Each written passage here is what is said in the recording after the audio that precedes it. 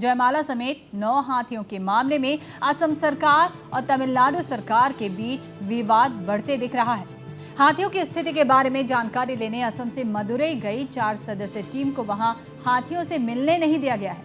उनके पहुंचने के 24 घंटे बाद भी उन्हें जयमाला समेत अन्य हाथियों की स्थिति की जानकारी नहीं दी गई है। मुख्यमंत्री के आदेश पर अतिरिक्त मुख्य वन संरक्षक हृदेश मिश्रा की अगुवाई में 4 सदस्यीय टीम कल ही तमिलनाडु के लिए रवाना हुई थी। दरअसल पशु प्रेमी संगठन पीटा की ओर से जारी एक वीडियो के वायरल होने के बाद इस मामले ने तूल पकड़ा है। वीडियो में महावत द्वारा हाथी पर क्रूरता करते हुए देखा गया था। दावा किया गया था कि यह असम से ले गई मादा हाथी जयमाला है। इसके बाद मुख्यमंत्री डॉक्टर हिमंत विश्व शर्मा ने एक टीम को तमिलनाडु जाकर हाथियों के स्वास्थ्य की जानकारी लेने का आदेश दिया।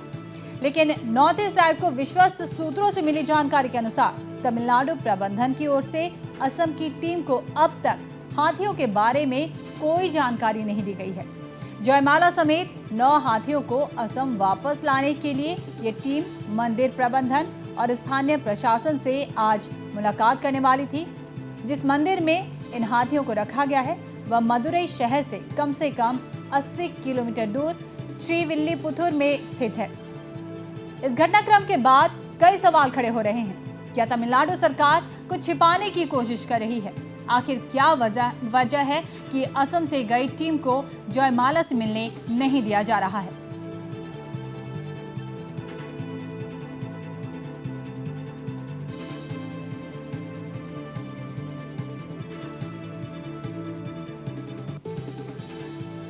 और इस बीच नॉर्थ ईस्ट लाइव के हाथ लगे एक दस्तावेज में यह दावा किया गया है कि साल 2011 को जयमाला के मालिक गिरेन मोरान ने मादा हाथी को लीज पर नहीं बल्कि मंदिर प्रबंधन को उपहार स्वरूप दिया था। इस दस्तावेज में लिखा है कि गिरेन मोरान अपनी इच्छा से मादा हाथी को श्रीविल्लीपुतूर के अरुलमिगु नाचियार कोइल को भेंट स्वरूप दे रहे हैं। कल गिरेन मोरान ने पत्रकारों के समक्ष कहा था कि वे जयमाला के पालन पोषण करने में सक्षम न होने के चलते उसे ठेकेदार के जरिए दूसरे राज्य में भेज दिया था। उन्होंने असम सरकार से जयमाला को वापस लाने की भी अपील की थी। जयमाला मोर निज हाथी मैं तुली पाली डाঙৰ কৰিছিলো আৰু অসম চৰকাৰ যোগে বাহিৰলৈ পঠোৱা হাতীৰ ব্যৱস্থা আছিল। তেতিয়া ঠিকাদাৰ লগ কৰি মই হাতীজনী পোহপাল দিব অসুবিধাত মই বাহিৰলৈ পঠাইছিলো। और इस बीच असम के मुख्यमंत्री डॉक्टर हिमंत विश्व शर्मा ने टीम को आदेश दिया है कि वह हाथियों के हाल जाने बगैर वहां से नहीं लौटे। असम के सीएम के इस आदेश के बाद साफ हो गया है कि जयमाला के मामले में अब दोनों राज्य आमने सामने हैं। हाथी के साथ क्रूरता का वीडियो वायरल होने के बाद असम के सीएम ने टीम को तमिलनाडु भेजा, मगर टीम को वहां हाथियों से अब तक मिलने की अनुमति नहीं देने के बाद तमिलनाडु सरकार सवालों के घेरे में है।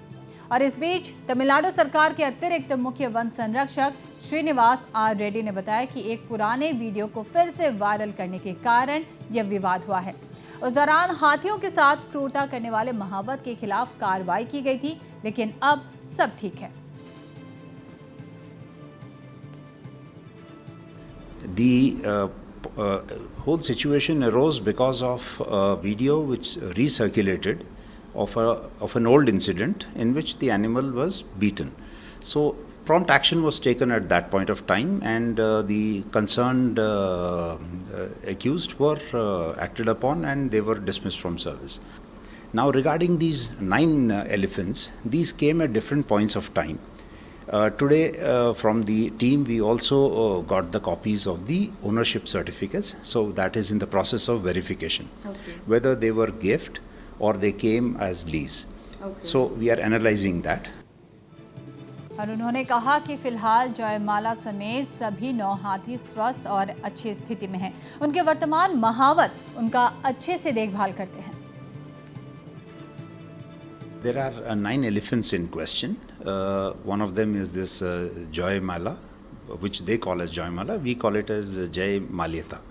So this is the elephant in question. He is presently in Srivilliputur temple and is being given the best possible care and treatment.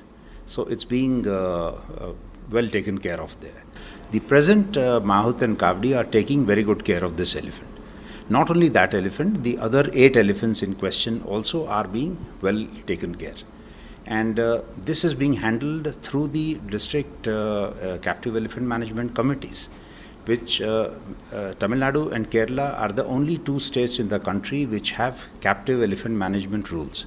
Okay. There's a full set of protocols which are laid down and things which the team has to inspect.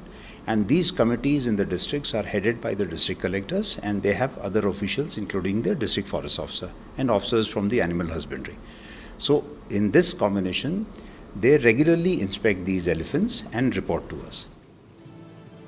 और यही बातें असम से गई team के अधिकारी ने भी कही, मगर उन्होंने कहा कि वे अपनी आंख से सब कुछ देख पाते तो बेहतर होता। We have been told that this is a very old video and action was taken against those offenders, those Mahuts who did it. And now that is a matter of the past. That is not the situation of the elephant. It is much better now.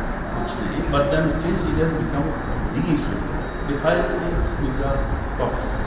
We would have been happy if we could go and see the elephant. Otherwise, anybody can go and see. But as an official delegation, I think we should not go because right now there is some tension. Even maybe no one don't know how does the local people or the temple people behave.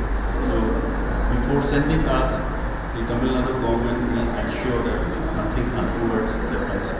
But in the meantime, they have told that the elephants are perfectly fine. Don't worry. So even if you have to return, go with a smiling face.